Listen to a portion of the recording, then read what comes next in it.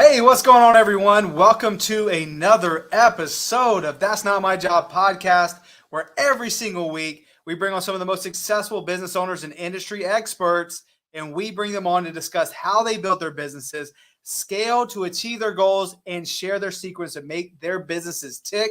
I'm excited to bring you guys our very special guest for this week.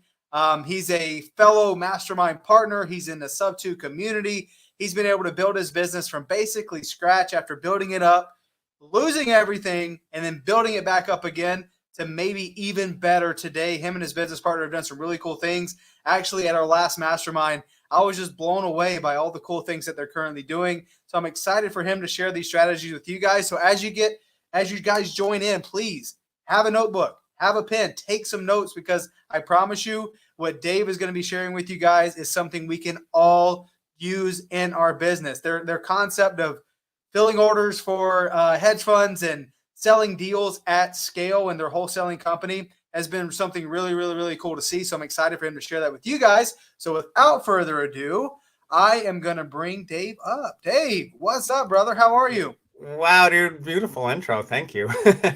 Hope I can live up to it.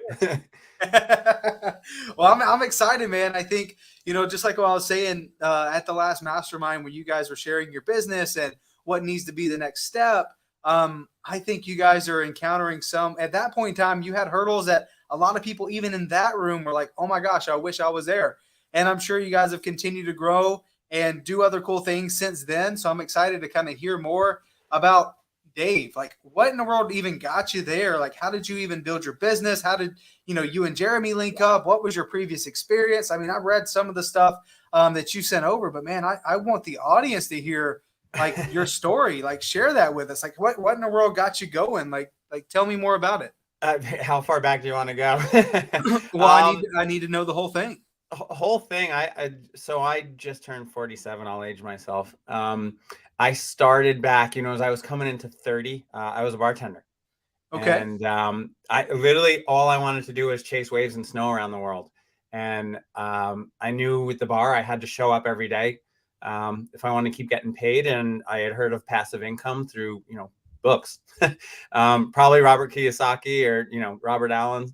And understood the concept of passive income and knew that real estate was a way to get there. So was interested way back then and started building then.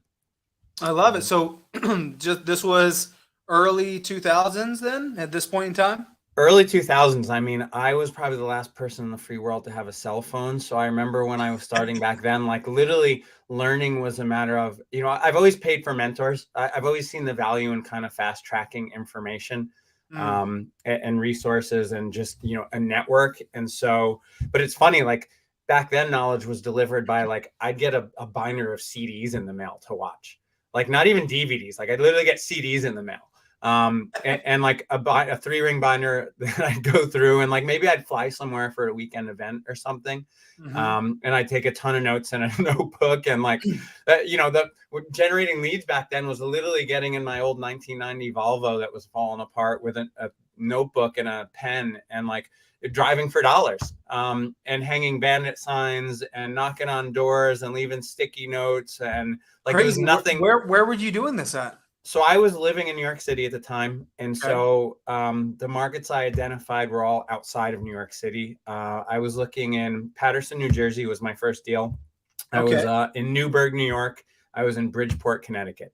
So none of them super convenient. But they were just, based on data points, markets I identified that would make sense to wholesale. I mean, basically, literally just drove around and saw that there were a lot of boarded up properties. So it was like, all right, there's some pain.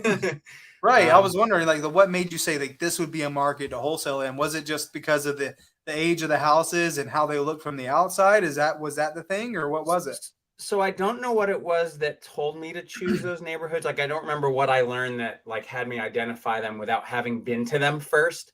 I wish I could remember that, but then you kind of go and you do a little recon and drove around, and sure enough, you find those blocks where you're like, wow, there's a lot of gnarly looking houses here. Like this one's boarded, this one looks like it caught on fire. Like, and it's pretty clear that you're like, man, there's some hurt here. I love it. I love it. So that's how you got started. You were doing deals in the local, well, I guess in the greater New York area, New York City area. Yeah. And you did your first couple deals there. And then like, how did that progress from your first couple deals? Like, what did that look like? First deal was a wholesale deal. Made 20 grand on that. Not bad for a first wholesale deal. That's pretty great. Pretty stoked on that. I hope my buyer made money. Like I was a one-man show. I was just going like, I don't know how well I underwrote it. Like, obviously I underwrote it well enough. And that came off of mailing. I mean, that was pretty much it back then. Like, I was making postcards and mailing them, just mailing it, and then just wait for the phone to ring. And so, and same thing, bandit signs, just wait for the phone to ring, wait for the phone to ring. Like, you go hang enough on the phone. Kind of like reactive. We call that reactive marketing, right? You go and you do your thing and you just kind of wait and hope for the best. Whenever that phone rings, like, oh my God, I got to answer it. I got to answer it. And that was just what I was taught. So like, I didn't know different methods. I didn't know any better. I just knew what I knew. Right. So that was the start. And then eventually I went to a local investment group, Cash Flow 101. It was a Robert Kiyosaki group. And basically found, you kind of scan the room and see like, all right, who's legit? Like, who's doing deals? Yeah, who's actually doing deals here? Yeah, like, who's the guy that I really want to know? Right. And found that guy. His name was Ed Patiso. Went up to him and straight up, like, I was, young 20s, and was just like, I want to be where you are. What do you need? What can I do for you in exchange for learning? Like, I had a full-time bar job I didn't care about making money. I just wanted knowledge. I was like, how can I fast track, figuring out what the hell you know? Because you're the guy who's doing all the deals in the room. And he was doing the pre-foreclosure game.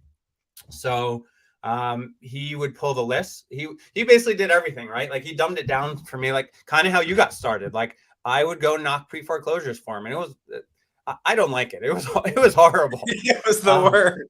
It's horrible. I hate to say that. I don't want to scare anyone off, because it's also an amazing way. It's probably one of the fastest ways to get your first deal. Because it's the only one with legit paying. But it's tough, right? It is. What I like there, what you did was you approached someone who you knew was doing deals. And I think a lot of folks who are just getting started in this, like, what value can I bring to someone who can I, like, who am I? Like, I've never done a deal.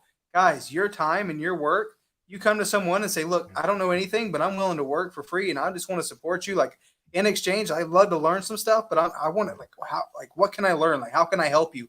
How can I help you? And you brought value to him, and just like freeing up your time and knocking on pre-foreclosures. And look, there's tremendous amount of opportunity with knocking pre-foreclosures. It's not the shiny object, right? No one wants to do it. But if you are willing to get out there and do it, like, that's a value you can bring to an established investor in your area and say, look, these deals are huge. Door knocking deals are huge, and they're fast. Like, we know we get right in front of the seller very, very, very quickly. But the investor who is more sophisticated is like, yeah, I'm doing 10 deals a month. I'm not really concerned about door knocking, even though I know there's deals to be had there.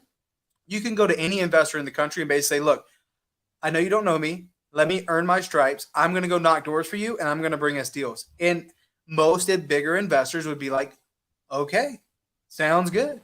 So I wouldn't say that to me. I'd be like, hell yeah. The challenge is managing someone, because most people are going to burn out before they get a deal. So like, you're weighing out as a business owner at scale. You're like, is my time investment, worth the possible return, knowing that, like, maybe 1 in 10 people, if I'm lucky, is gonna, I'm constantly gonna have to keep feeding that pipeline. Like, just like you do with any pipeline, you're constantly gonna have to keep feeding it, retraining people. It's almost like, prove me. I'm just not that excited. And maybe you feel the same way with new people coming in your world. Like, hey, let me help you. It's like, cool, go do these things. Don't expect anything from me, but go do these things, and let's check back in a month and see if you've been consistent, right? And that consistency showing up, it's like, oh, that'll weed out all the people who are that other 9 out of 10, the 90% of people who won't do the work. And that one person still around is like, okay, I'll start spending time with you. Yeah, they prove them. They put in the work. People will show you who they are. People are they're going to show you if they want it or not. But all that being said, like, that's like, I found that I love a VA driven business because I want control. Like, I want predictability, and that's the only way I feel I have it. Right. So you were knocking on doors for this investor, and you learned a lot in the process. I'm assuming. And then what was that next step to, I guess, break away from that? Did you start your own thing, or like No, what happened at that point? so next step was the next set of shiny objects. It was basically the next set of seminars. Uh-huh. Flew to another market. So it was actually a Robert Allen program that I was in, and it was Okay. a year-long program. It was called Enlightened Wealth Institute. I still have the binders from it. And with the package, I got 6 markets that I would fly to and learn 6 strategies. So like we went to Texas for wholesaling. And then we went to I went to multifamily. I forget where I flew for that, but that was Greg War, who's not in the game anymore, but he was an old New York guy. What else? I went to 3 of them. But That's I so wanted interesting. yeah, I knew that So I they wanted flew to different have the cities for different strategies. yeah, and that was, basically again paying for information, right? I was paying Yeah. for guys that were much farther along than I, who had identified markets that worked for this specific strategy. Because as you know, like you can make money in any market, but you have to apply the right strategy to the right market, based on what's happening at the time. So as investors, like we just want to have a full tool belt and be able to adapt to what's happening. So I was just kind of like, buying more tools. Well, that's honestly the answer for most folks. If you're like, hey, is it worth it to join a mentorship? Is it worth it to join a mastermind? Is it worth it to pay for education? It's like, what happens if you don't? The opportunity cost. Like we don't know how long our opportunities are. The way that things are currently being done, there's a window of time, right? Yeah. So why not fast track it so you can go ahead and start taking advantage of that opportunity rather than trying to figure it out on your own? Yeah, like I want proximity to information like in real time. So when stuff like, when the big guys are changing, guys that are way farther ahead than I'm paying to know what they're doing. And you could get, like, as you know, like you can get all this information for free online. Like you don't have to pay for mentors, but like I want the condensed fast track version.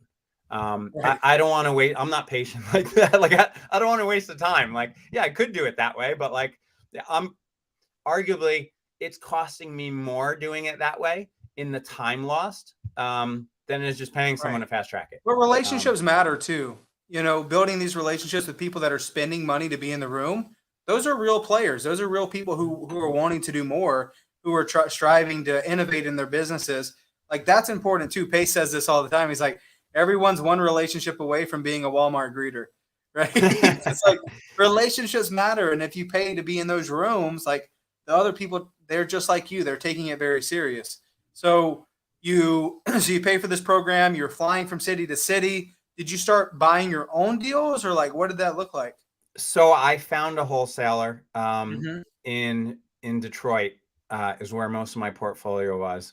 Luckily on the fringe, but the number, like it just checked the boxes for me for my goals at the time. I wanted a cash flow portfolio. Detroit cash flowed well.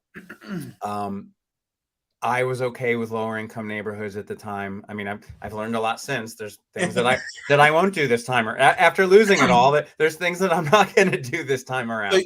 So you were buying properties in Detroit, Michigan, based on cash flow. Based on cash flow. 2008 hit.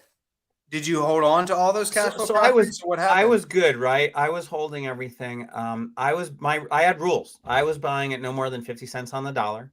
I would refi for no more than 70 cents on the dollar. I always left equity. They always cash flowed. A lot of them were Section 8. So, ideally I had at least some of my rent was guaranteed.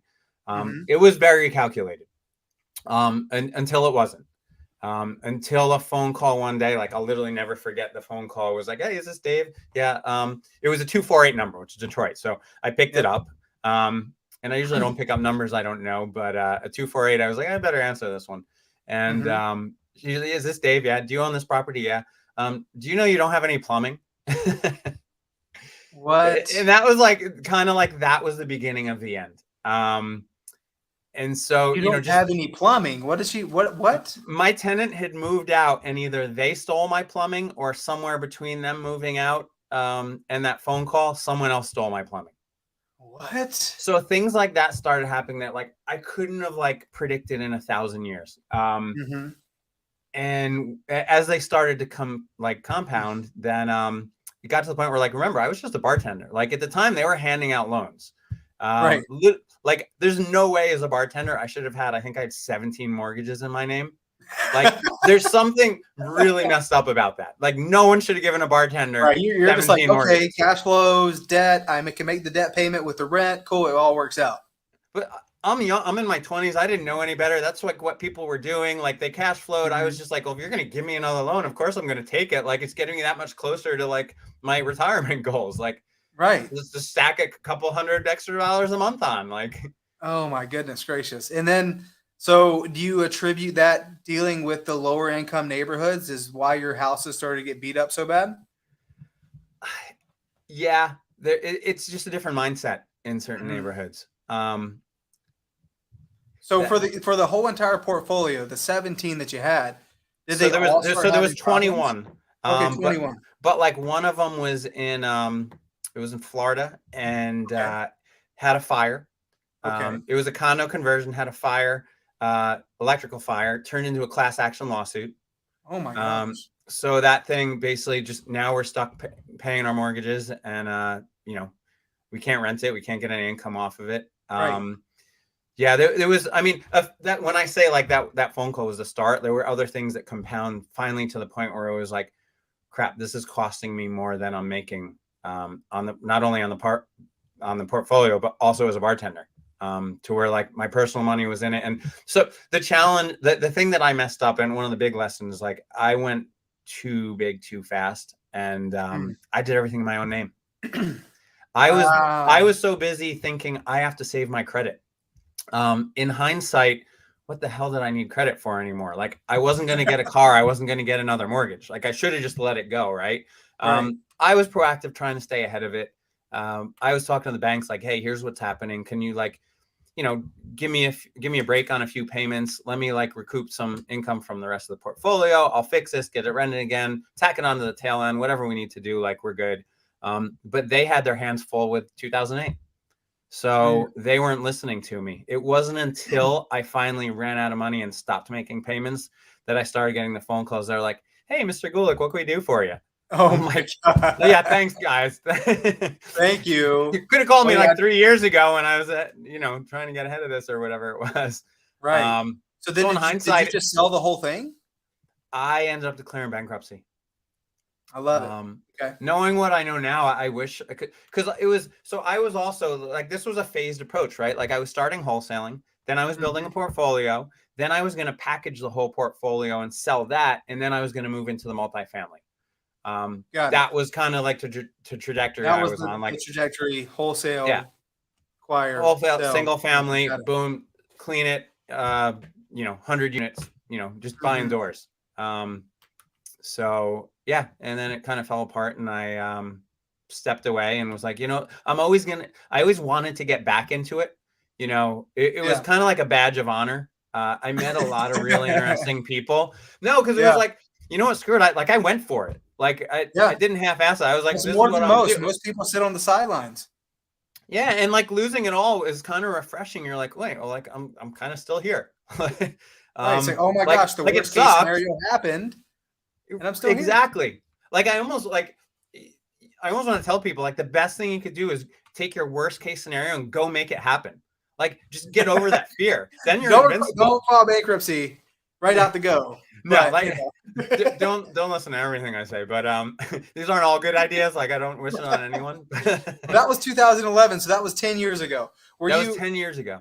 So then when you're out of real estate completely for the last 10 years, or when did you get like back in full time? I was serving, you know, vodka sodas for the last decade. Having a ton of fun. I don't regret it. Not bad. Yeah. But yeah, I mean, like I said, I'm in my 40s now. And if you ever told me like I'm gonna be a bartender in nightclubs in my 40s in New York, I would have been like, sure. Like I'll have what he's having. But no, so like that was I always said I'd go back, and it literally took the world shutting down and being like, hey, so, you know, you said you want to do something else. Like, surprise, you can't be a bartender anymore because the world shut down. And that was like, I was like, during COVID. Wow, this is my sign. And the first thing I did is I went and signed up for a mentorship. Like, I didn't think twice about it. I was like, it's time. And so that was March 2020. And it took me until July 2021 to do my first deal. Incredible. Having the knowledge and the know-how that you had, you got the mentorship, obviously everything going on in the world at the time.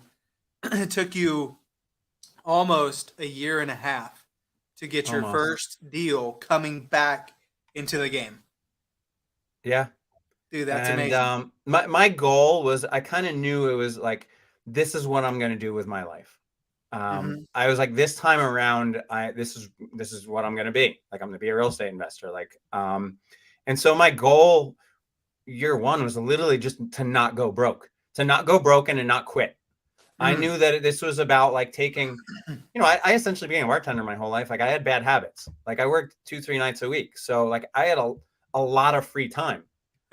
So for me to all of a sudden be a business owner and like have responsibilities and like have to consistently show up and do something every day, I had to break a lot of not even bad habits, like no habits. Like, right.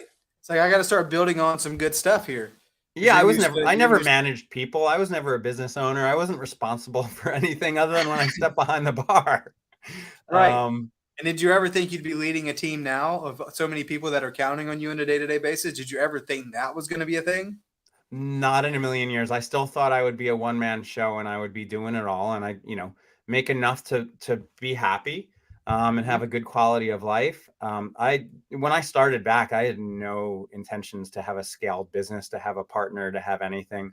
That all just So kind of what changed? Like, what changed since July 2021 to fast forward to March 2022? So I mean, guys, this is like a 9-10 month thing here. Like, what has changed since you got your first deal?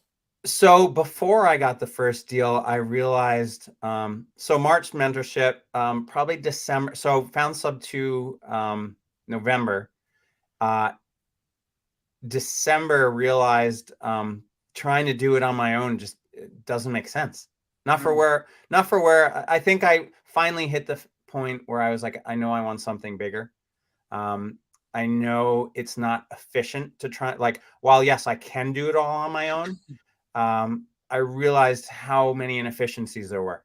I mean, as you know, right, this business is broken up into parts. And so, the first thing you do is you got to go generate leads. And then you got to follow up with the leads. So like, I would generate the leads. And then like, as soon as I start following up, that's like super time consuming. And then lead gen falls off. And then you finally get one who raise their hand and they're ready to go. And then you stop following up and start generating because you're like, oh my God, my next paycheck. And you're putting all your energy into that. And then you finally get a contract. You're like, oh my God, I got to sell this thing. But like, because everything else fell apart while you're focusing on that one deal, now you're like backed up like however many months, because what I'm doing today, like the way I look at it now is like what I'm doing today doesn't pay me for like 90 days.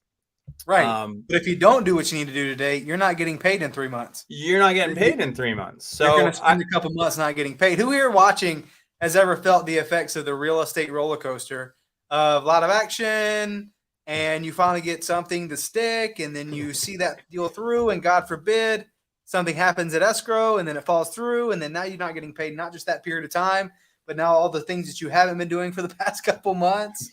It's crazy. It's crazy. Your whole world falls apart at that point. You're like, oh my God, I was like betting on this one horse.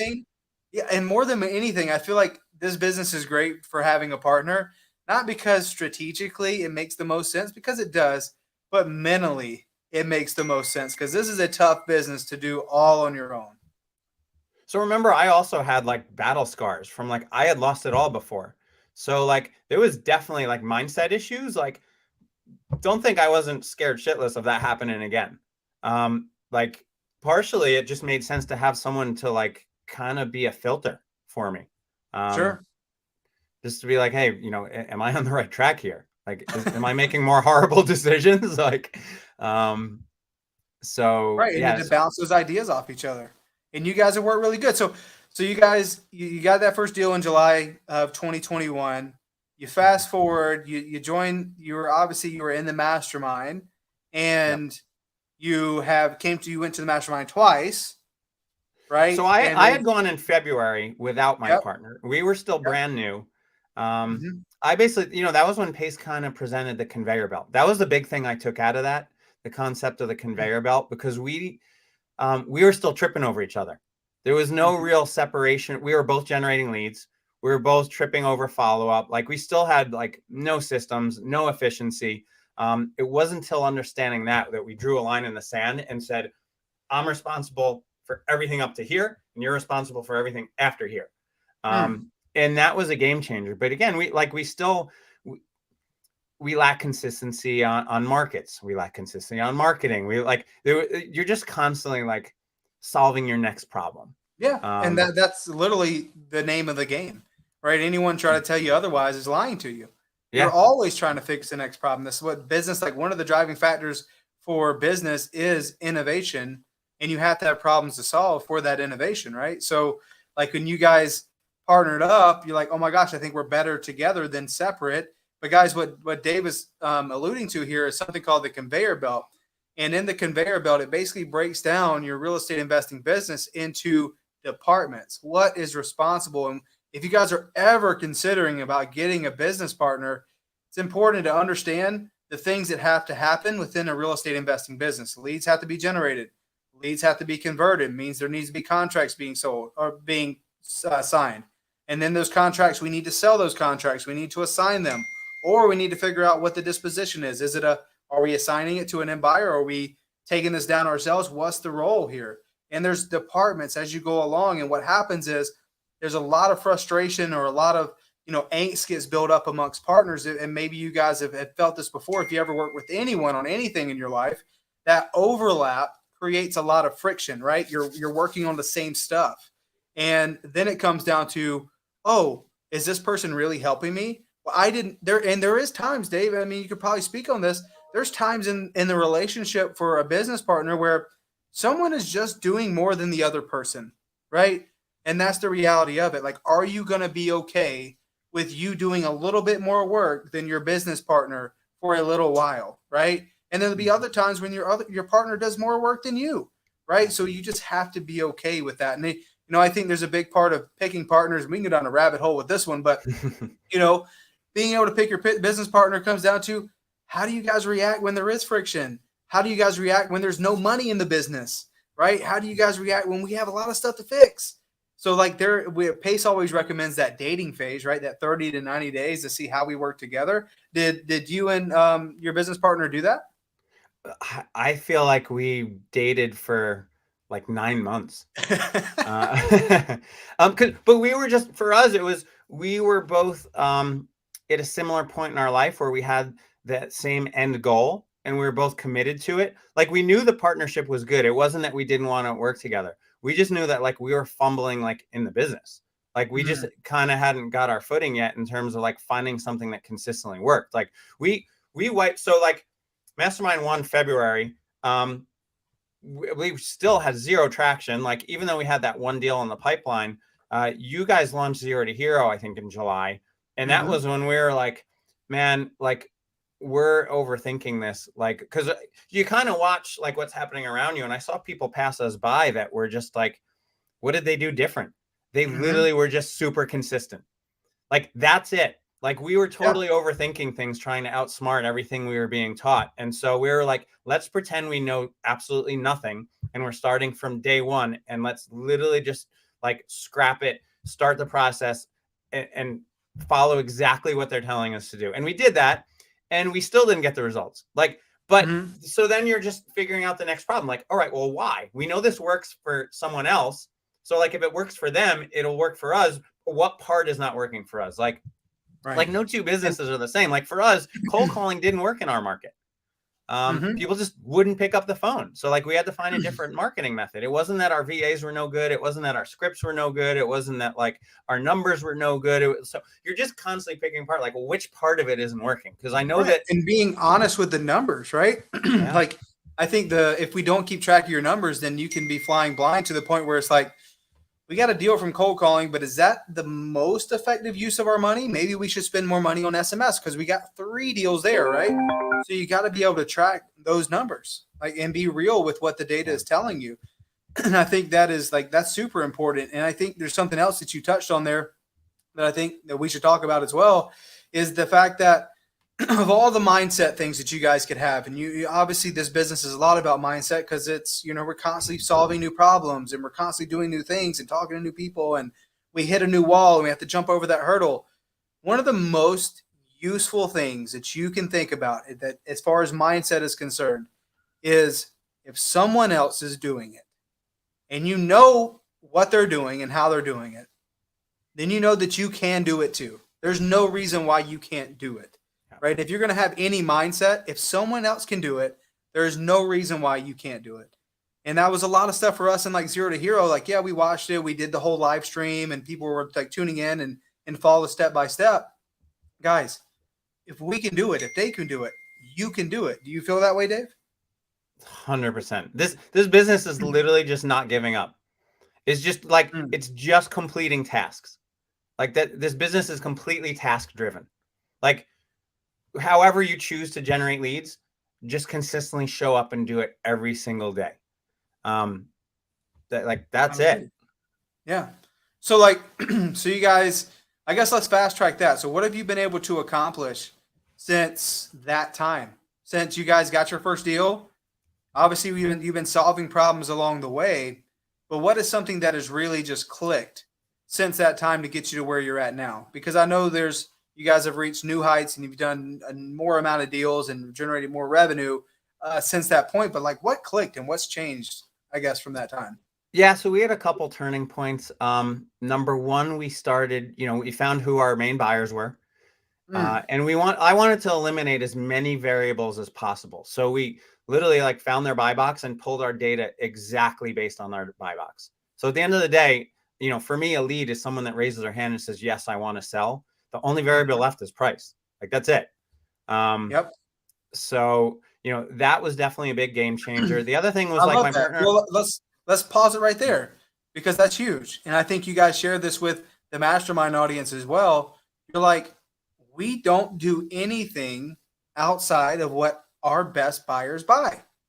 It helps you. It saves you a ton of money on your marketing, right? Because you know exactly what you're looking for. And you guys referred to it as filling orders, right? Yep. Pretty much. So this is funny too. So like coming into mastermind, when I went back with my partner, Jeremy, we were of the mindset, like our buyer was buying in multiple markets and we were going to try and scale to all those markets. You guys probably saved us from going bankrupt. Day one, like the first thing you all ask, you're like, why? We didn't. And it came from a place of love. It came from a place of love. It wasn't like, no, and I appreciate it. Like yeah. that's why I paid to be there. Like I needed that answer. You're like, hey, look at your data. Is there a market that's performing better? And we were like, yeah, this one. And so that's why tracking your KPIs is everything. Like if you don't have a baseline, like how are you supposed to figure out what's working, what's not? What am I doing next? So we looked at what market was working and then we just went all in there. And that was another massive game changer for us. Which is great because it's like, because here's the concept, guys.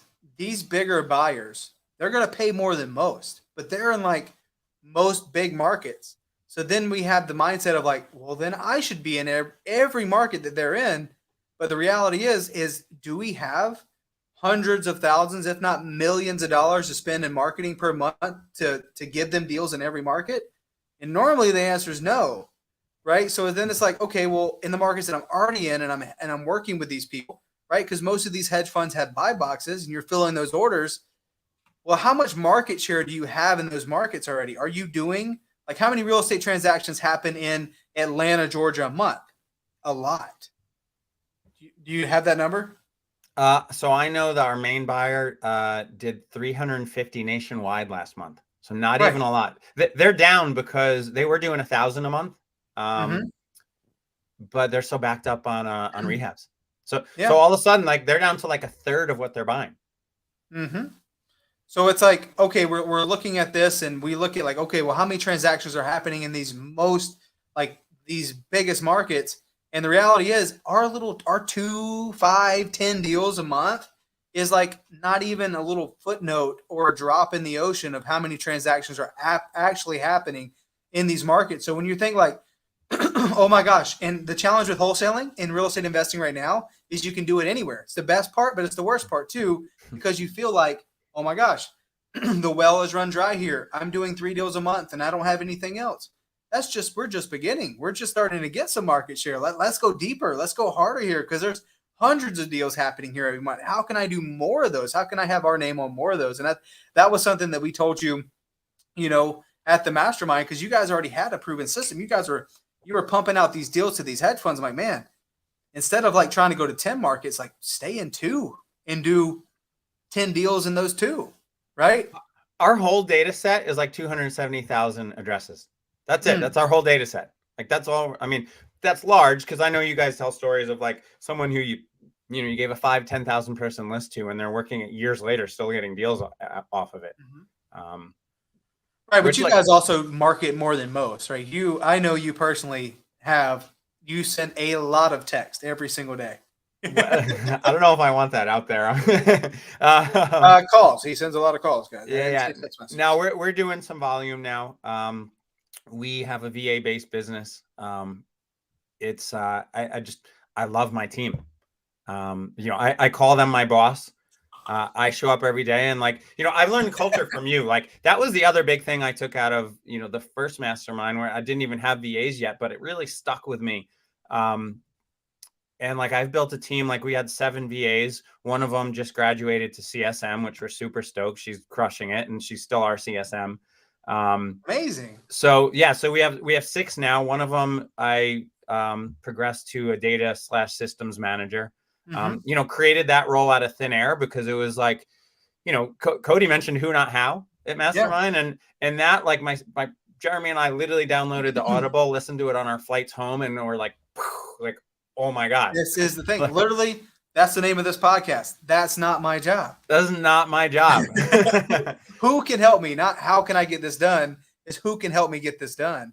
What is it costing me to not have someone doing that for me? Right.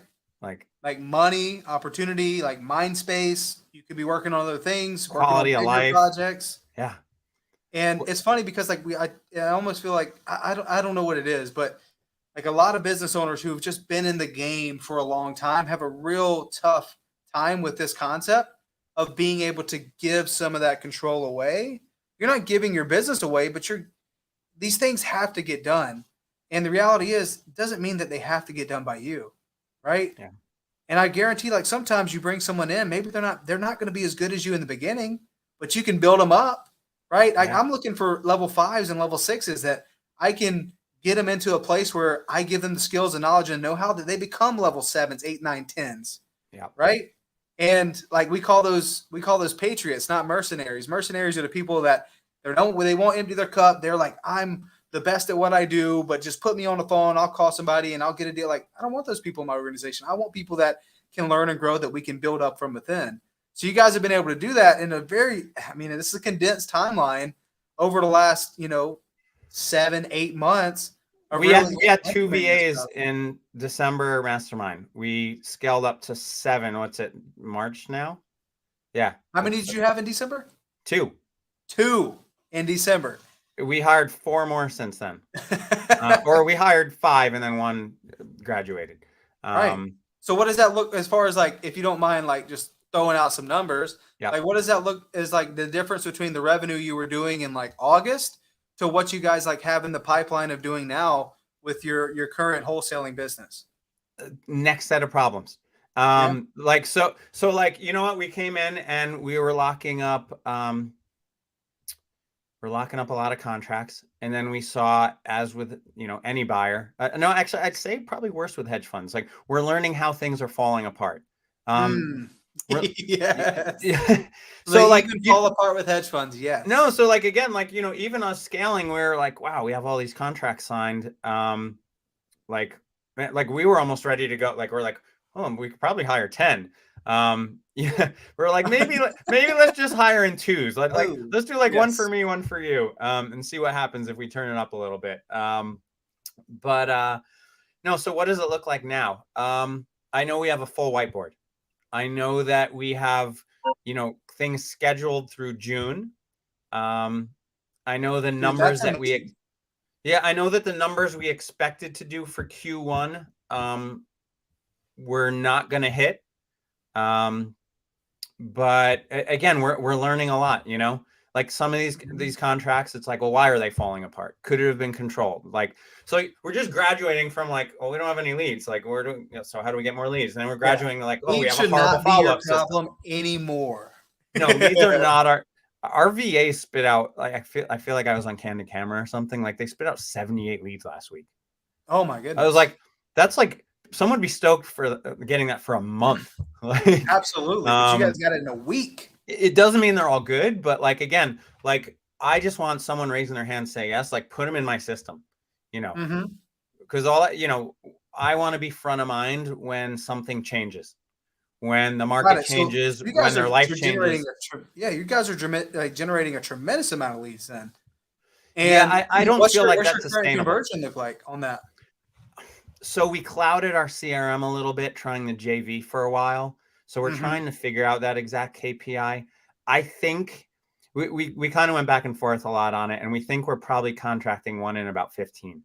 So like our KPIs are like we think we can probably be on track to do 3 to 5 contracts a week. But then we found that we were only closing 50%. So like that's a horrible number. So we're like, all right, well, what's falling apart that we're only closing 50%? Like, because we don't want to put that strain on our business of like, because there's a lot of work, right? Like contracts fall apart, like people's lives are on the line. Like we don't want to. Sure. I don't want to be doing business that way. We're providing a service, but still, I mean, you guys you're contracting 3 to 5. That means you would have any given month you're closing, set to close at least anywhere from 10 to 15. And even if some of those fall through, you're probably still closing anywhere from like 6 to 8. And you selling these deals to hedge funds. They're pretty decent rips. So you guys are probably north of that 100K a month mark on selling these deals to hedge funds. I mean, I feel confident we'll, our goal is to have a 7-figure business this year. How far into 7? But I also, so then you create your next set of problems, right? So like we've made it through the leads, through the follow-up, through the contracts falling apart, through the close, so now we're like graduating to like, I think it's time to like, so we brought on an acquisition guy. Yep. We had a lead manager who was a VA. They left, but so our next hire will probably be another lead manager. I don't think we lead manager, in my opinion, is probably the most important position in the entire company because they make your acquisitions people's job pretty darn easy. Yeah. Just people who are ready to go. Okay, that's the easiest close. They make me look good. It's like, hey, we closed the deal. My job was pretty easy. I didn't have the 52 follow-ups. I didn't do any of those. Again, that's not my job. Yeah. My job is get someone to sign a contract and then they're ready to sign. Like, okay, I need to get them warmed up to what the terms are specifically or what that cash price is. Maybe I need to drop them a little bit on the price, but dude, the lead managers did the whole work. So you guys have gotten to the point where you're generating 78 leads a week. That's a lot of lead management. I don't want to jinx it. That was last week. Okay, whatever. Let's just say on average 50. If you guys are doing 50 leads a week, that's still great. That's also a lot of leads that need to be followed up on. That's probably a 2-person lead manager job. Yep. Again, we're figuring that problem out now. I'll tell you right now, it's a 2-person lead manager. Thank you. I'll let my team know. No, but that's all this is, right? It's like you're just, what's my next problem? Like, okay, so now we're potentially overwhelming our system with leads, so we need a new lead manager. Then what happens? Like a lot of them are pushing through to acquisitions. Well, now our acquisition guy's running out of hours in the day, so we create another role there. Then you take a step back and you're like, how big do I really want a wholesale business? Do I want to keep pushing this or do I want to graduate into the next side of my business? And so once you get that at least semi-predictable, where there's not as many fires every day, which there always are. Always. Then for us, it's acquisitions, now we're looking more of, creative, acquisition strategies and how can we start building a portfolio and getting some cash flow and replacing our income.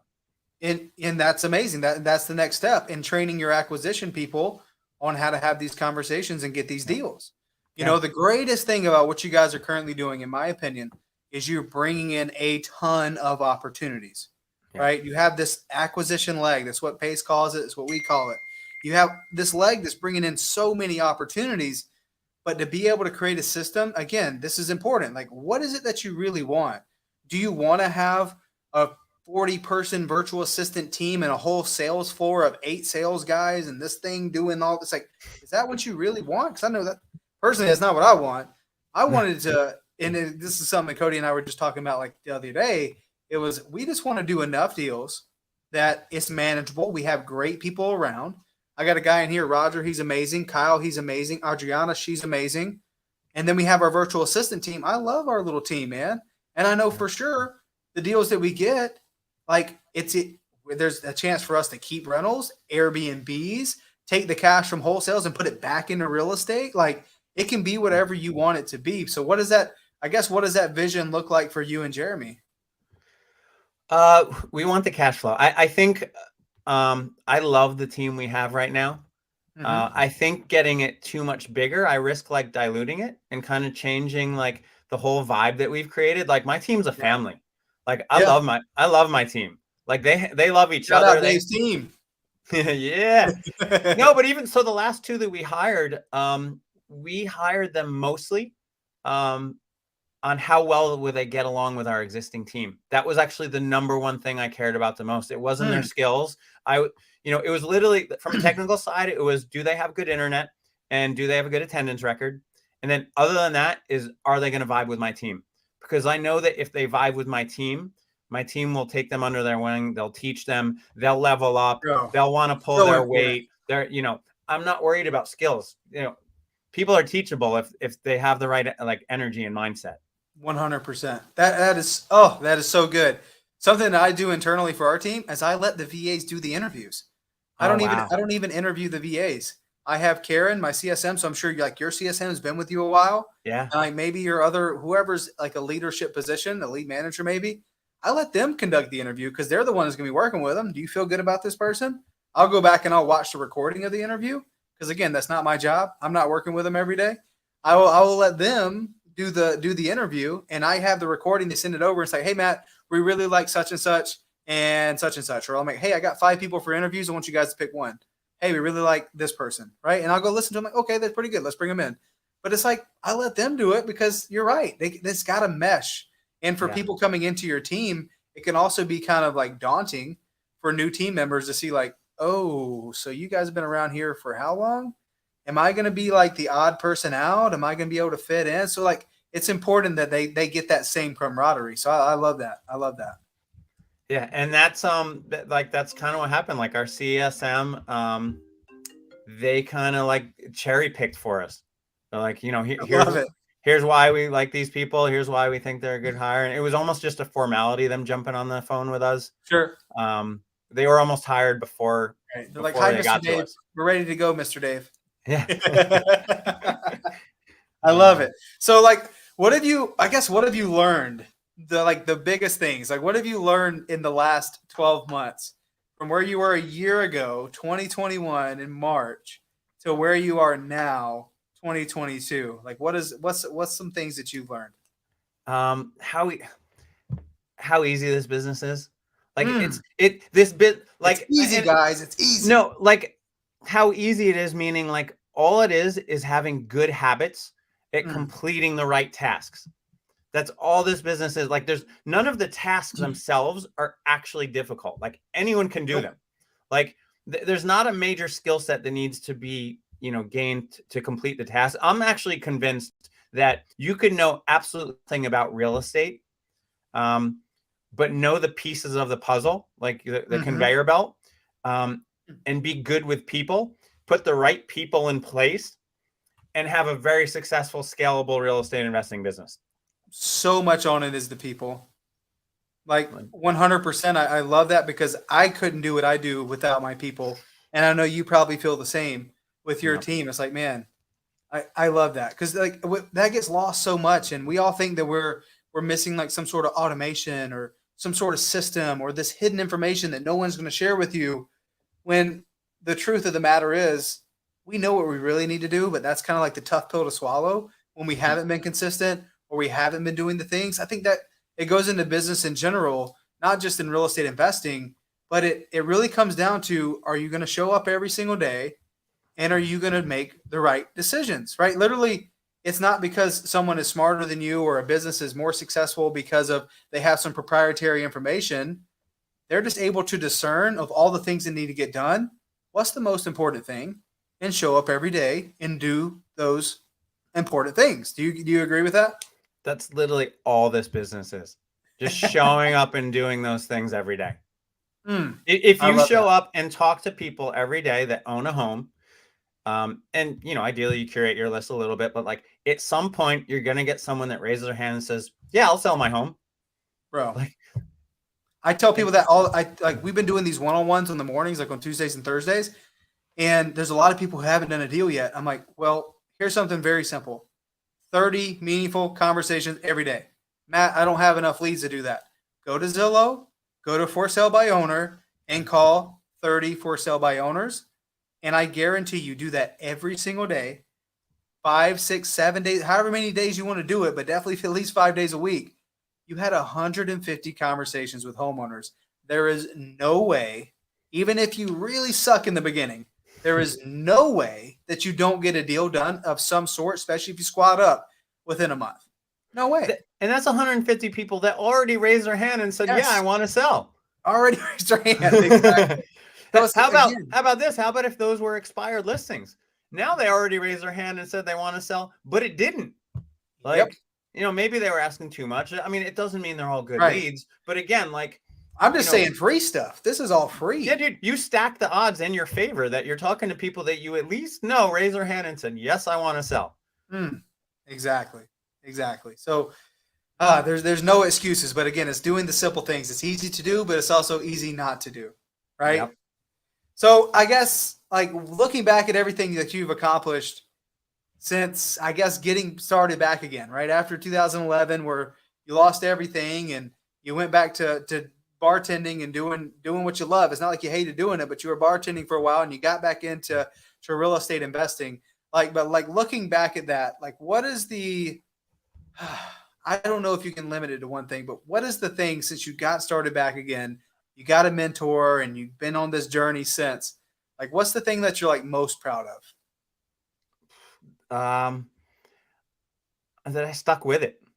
I like, that's it. Like, this is just like, it's easy. Like, when you're constantly facing problems as a business owner, like, just not quitting. It would have been like, again, like, I didn't have, like, I actually enjoyed what I did. So, like, I feel like people kind of grow out of two places, right? There's like the polar opposites of, like, you're either like so desperate, your life is so miserable that like you've run out of options. You're like, I have no other choice than to make this work. Or you're so damn inspired that you're like, I'll accept nothing less. Like, there's no in between. Like, anything in between is like no man's land. Like, I just hit the point. I was like so inspired that, like, it's time. Like, this is what I want in my life. This is what I deserve. Like, I'm not going to accept no for an answer. Like, whatever it takes, however long it takes, I don't care. And I just committed to, like, that end goal, whatever it was. And, like, I committed to the journey. Yeah. I think a lot of the time it's just like, how long are you willing to bleed out? Especially getting started here. It's like, dude, I know this is going to happen. Again, that same mindset of that is going to serve you guys very, very, very useful, is just someone else is doing it. There's nothing special about that person, so I can do it too. So how long am I willing to dedicate myself full time and bleed out? That, yes, I might be losing money for a bit, or maybe I don't have any other income, or maybe I'm working this other job on the weekends to make enough money so I can be able to dedicate full-time, responsibility to this real estate business. How long are you willing to do that? Because it's not if, it's when. You will make it happen if you stick with it. I love that. That. So, Dave, what do you think is your gift, man? What do you think is your gift? I'll say with my partner and I, it's definitely solving problems. We say, hey, what happened? What can we control? What can't we control? Where do we want to be moving forward? And we just correct and continue. Like, that's it. And then you just collect a new set of data and you're like, either that was a good decision or it wasn't.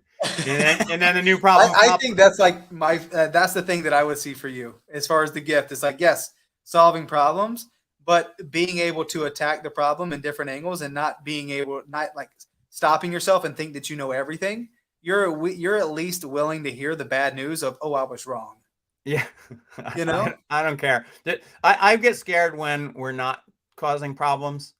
That's when I'm like, oh man, it's not. I know it's not this easy. I know we're not this smart. Like, Wait a second. I don't Everything's want a too big one. good I don't right want a big now. one building that I'm not ready for. Like the Everything is mini ones too you can good. handle.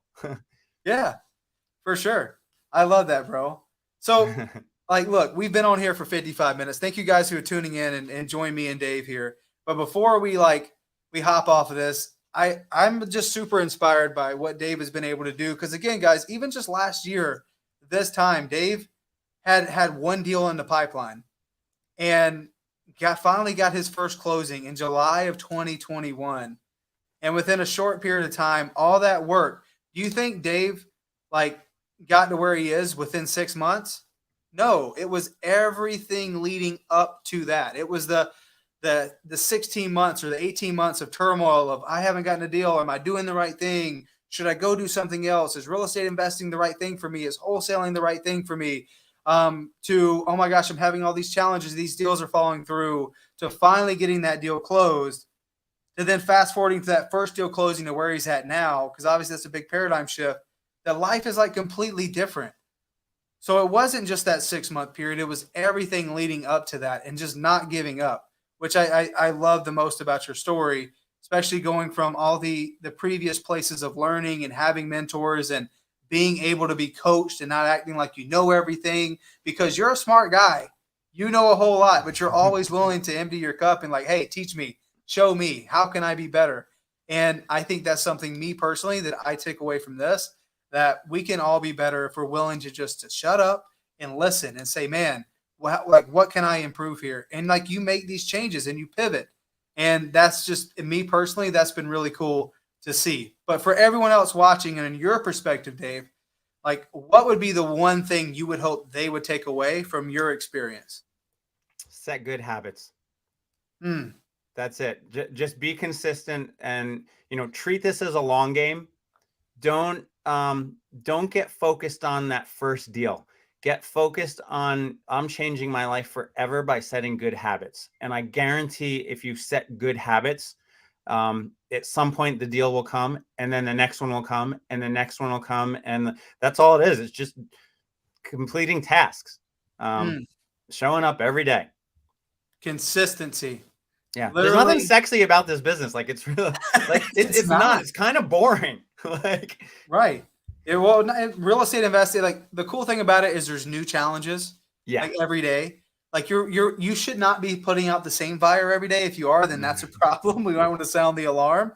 We should be focusing on solutions and solving the problems. But the thing is, there's new things that pop up simply because you're dealing with different sellers. You're dealing with different property addresses, different houses. What's going on with that house? Oh, there's plumbing issues, electrical issues, or oh my gosh, this house is getting condemned. Or yeah, this property is kind of weird because it sits on a well. I'm dealing with like this, so I can speak confidently. The price looks great, but it's sitting on a well, and the way the city has it zoned that you can't actually develop it. So that house is on it, you can't actually renovate it. I'm like, oh my gosh, what? But like we encounter these problems, but the only way we get to solving these problems and doing anything is just being consistent and showing up and putting yourself in a good position. So if you guys are watching Dave, he showed up. He kept trying to solve new problems and he consistently marketed. He consistently tried to bring in new opportunities and he was open to new ideas. He got himself a business partner and he's been able to scale his business. And now they're doing well over 6 figures a month, selling to their very best buyers, which are hedge funds, which I think is amazing. But like, man, your story and like the way you guys are doing it, super inspiring just to see like this short period of time of like how fast is fast track. Once you decide, like once you really hit your groove, it's like all the friction. It's like, yeah, we're solving new problems, but we get it now and it's working. So that's got to be like super awesome. The funny thing is though, I still feel like our business can fall apart. And like I'm, one phone call away from like being a greeter. Like our buyer, like our model is risky. Like don't, get me wrong. Like it's good, but like they can like turn that thing off any day and like that's it. There goes my business overnight, and then I have to pivot again. Yep. So, but But the cool thing about hedge funds is there's also a ton of them. So Yeah, if one they got stops deep buying, pockets. yeah, they got pretty deep pockets. So if they stop buying, we're all in trouble. The whole the whole entire market. So again, there's a saying that says "get while the getting's good," and you guys are definitely getting while the getting's good. So, Dave, brother, man, I appreciate you coming and spending me an hour of your time with me on a Tuesday on short notice. I messaged you last week and like, yeah, sure, I'd love to be on. So, man, I don't take it lightly. I'm grateful that you took some time out of your crazy busy schedule to hop on here with us, share your insight and your expertise. Hopefully, you guys that are watching got some value from Dave. Dave, where can they follow you? Where can they see more of your stuff? Medium Wave Dave on Instagram. Medium Wave Dave on Instagram at Medium Wave Dave. Guys, check him out. He puts out some awesome stuff. I love your content. Hopefully, we're going to do something soon in the Sub2 community about culture. But Yeah. bro, I'm just excited to see where you go from here. Thank you, Matt. Pleasure, man. Yeah, brother. Guys, thanks for tuning in. Thanks for being a part of this. We'll see you later. Bye.